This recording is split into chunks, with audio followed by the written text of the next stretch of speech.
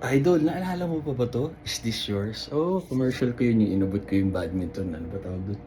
Yung gano'n, yung parang feather, kalimutan ko tawag dun. Ano ba yun, shock ba yun o ano? Anyways yun, commercial.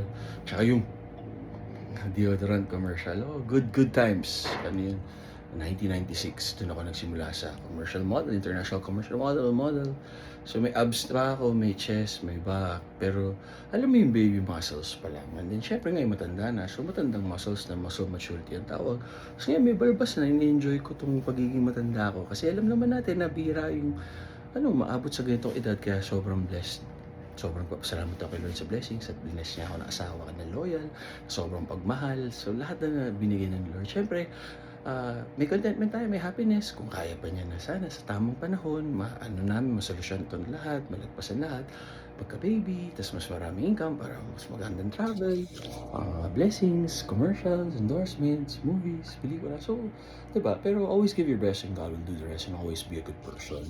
Tsaka ingatan natin yung health natin, pagbutihin natin trabaho, be good person, always pray. So, yun lang naman ang ma-advise ko sa inyo. God bless, guys. Tama kayo, mali ako, I'm not your doctor, do what works for you. Happy, healthy.